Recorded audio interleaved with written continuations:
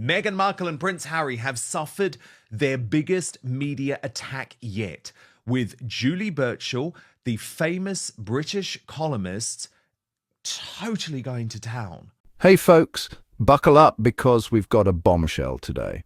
Meghan Markle's former ally has turned foe, and it's not looking good for the Sussexes. We're talking about Julie Burchill, a well-known British columnist who once fiercely defended Meghan. On the pair, in the latest edition of the highly regarded conservative UK periodical The Spectator, the oldest magazine in the world.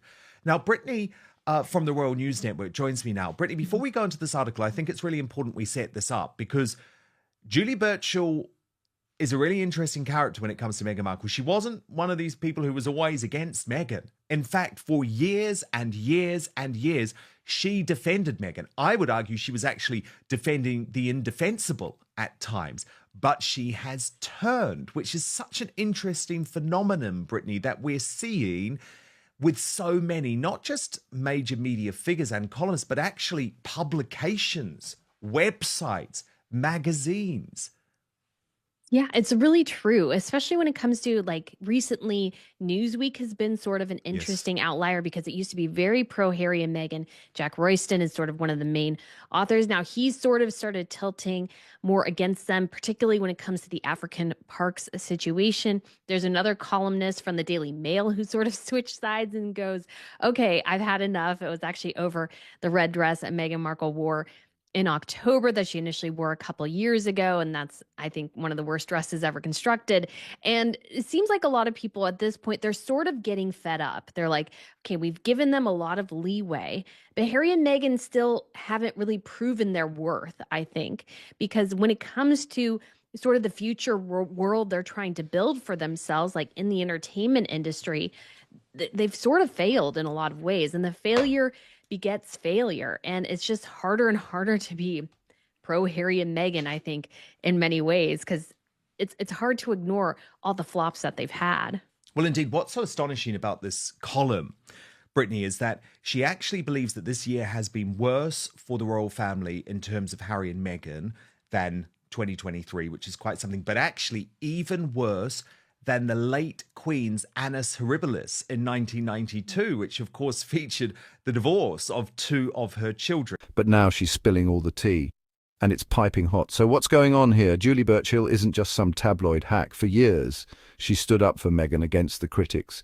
But something's changed, and it's sending shockwaves through the media. Look, let me read to you what the great Julie Burchill has said. She's actually one of my favorite columnists in the world. She has a way of writing which is particularly spot on. But this brutal takedown of Harry and Meghan from one of their former allies just seems really significant to me. So Julie Burchill writes, 2024 has amazingly been even worse for Harry and Meghan. For starters, their supporters now look like bullies, no matter how much they present Meghan as a victim. Meghan's obsession with Catherine, Princess of Wales, already seemed like a case of sour grapes. But when it transpired that the princess was absent from public duties due to chemotherapy for cancer, Meghan's supporters still spread nasty rumours. Perhaps finally acknowledging that her acting career is over, Meghan has cooked up a lifestyle brand, American Riviera Orchard, which sounds like a urinal cake. Entirely unsurprisingly, American Riviera Orchard has failed to take off. While people don't need to like you for your lifestyle brand to be a success, see Paltrow G and Stuart M, they do have to be slightly envious of you and think, I wish I had what she's got. No one wants what Meghan's got. Except perhaps possibly poor plastic-faced Omid Scobie. Then she moves on to Harry, Brittany, and she's just as scathing. She says, meanwhile, Prince Harry is faring no better. The man who once proudly wore medals earned from a decade in the army now travels the world collecting Toy Town tributes, like a baffled child playing at being a grown-up.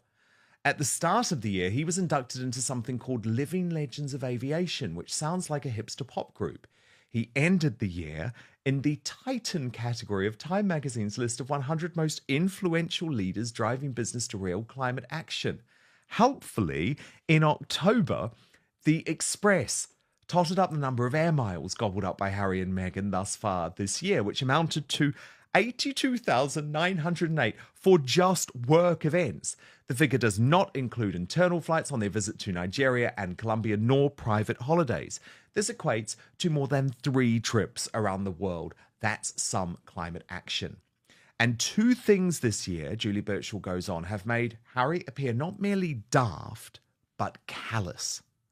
The first was when he accepted, against the wishes of the dead man mothers, the Pat Tillman Award from Excellence in Sports Performance. Tillman was an American football player who gave up his £3 million contract to enlist in the army. Meanwhile, there are ongoing horror stories emerging from the wildlife charity African Parks in the Republic of Congo, where Harry is a board member. The charity is investigating allegations that guards working for it have been involved in the rape and torture of Indigenous people. Julie Burchill concludes, I doubt whether the Sussexes can turn their prospects around. Just as a marriage can survive loathing but not contempt, so it goes with public perception of the famous. We don't even hate them anymore. She writes, these drama queens could probably find actual hate into fuel for their persecution complex. We just think that they're ridiculous. And Brittany, I just thought, wow, not only did she sum it up perfectly, to think this came from a former ally of Meghan Markle in the British media.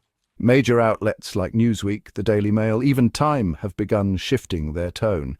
In her latest article for The Spectator, Burchill calls 2024 the worst year yet for the Sussexes, worse even than the Queen's Annus Horribilis. Oh man, it's so brutal what she said, but it's so true as well. Like Meghan Markle has had a series of failures. Like if you go back and look at American Riviera Orchard, it said in People magazine, I think multiple times, oh, it's going to be ready in the spring. It's going to be this summer, then the fall. And then now it's sometime in 2025. And Harry just looks increasingly deluded. He goes on media rants that he's saying things where you realize he's not really aware of anything that's actually going on. And I think this is a year where they just look increasingly inept. It's hard to ignore the fact that not only do they not know what they're doing, they either don't have good handlers around them or they have just abysmal instincts when it comes to what their future should hold. And it's hard to ignore that failure. It's hard to get behind them at this point, especially with the callousness of obviously what happened to Catherine. Meghan stands, you could say in many ways, the Sussex squad going after her so badly while she was recovering from surgery and then cancer. All these sorts of things make Harry and Meghan, I think, look terrible. The people they attract, and you could call it their fan base, are sort of equally terrible. And it's led to just this catastrophic, I think, collapse of their support over this year. And they go around and they try to look all important, but everybody knows they're not really that important. They can't go to Nigeria and actually help Nigeria or Colombia.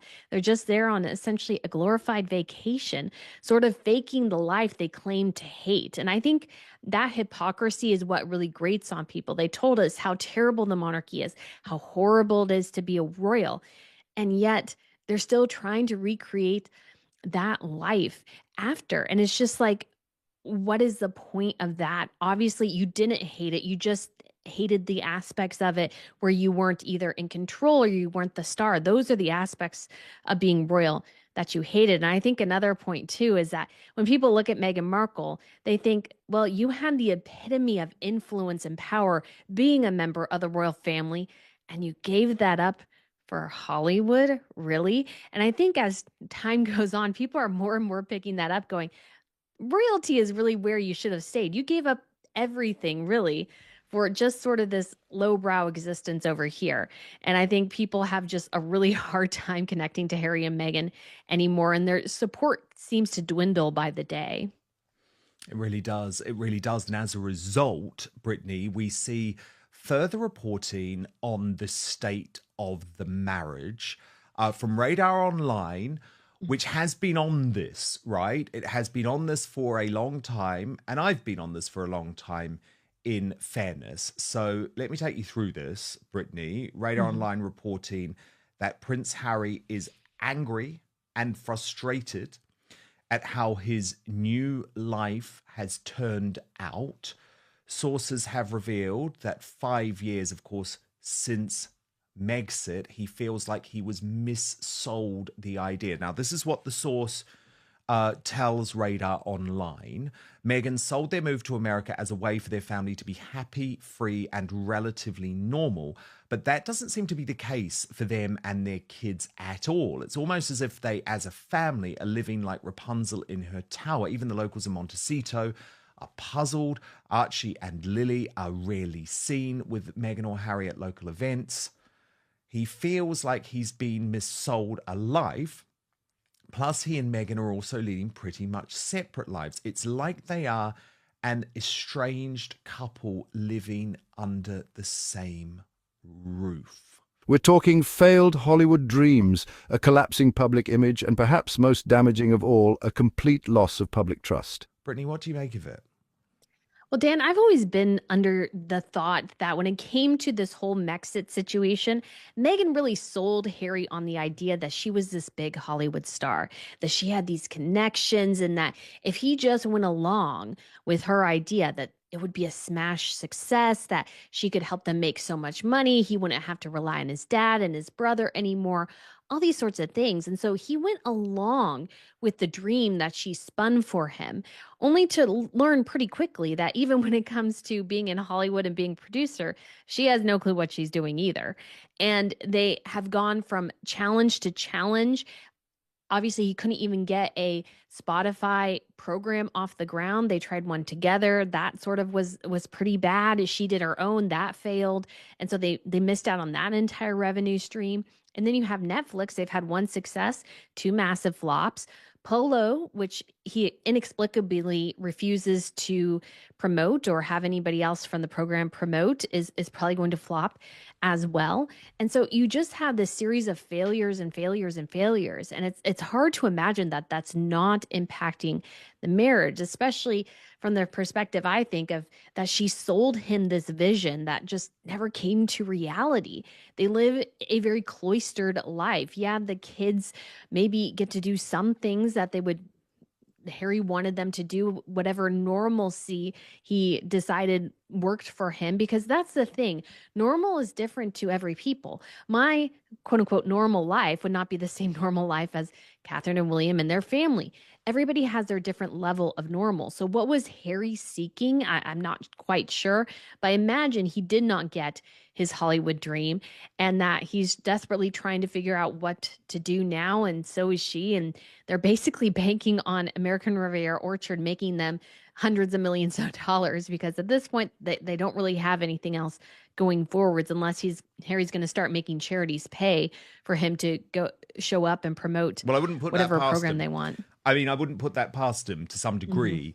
Yep. I'm sure he'll get his expenses covered, put it that way, in a David Beckham style way. However, you are right. He seems to have effectively given up on working. I mean, which I just find so hilarious, given the whole reason he wanted to leave the royal family was so that he could work, was so that he could pursue commercial ventures. But as you say, he was sold a dream by Meghan, didn't realize actually that, you know what? As much as we might look down on Hollywood stars, and believe me, I very often do, right? Because they can be woke nightmares.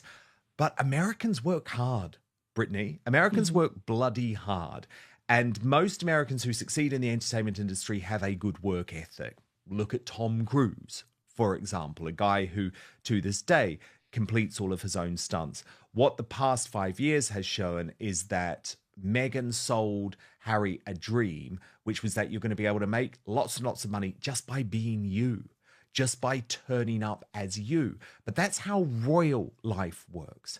It's not how commercial life works. It's not how Hollywood life works. Yes, Harry had to turn up, but he also had to record, he had to come up with concepts, he had to come up with entertainment ideas, and he failed to do that. So I think he was absolutely missold the dream. I think he was manipulated by Meghan. This isn't just a bad press cycle, folks. This could be the beginning of the end for the Sussex brand. Unless they reinvent themselves fast, their influence might be gone for good. So what do you think? Can Meghan and Harry bounce back from this?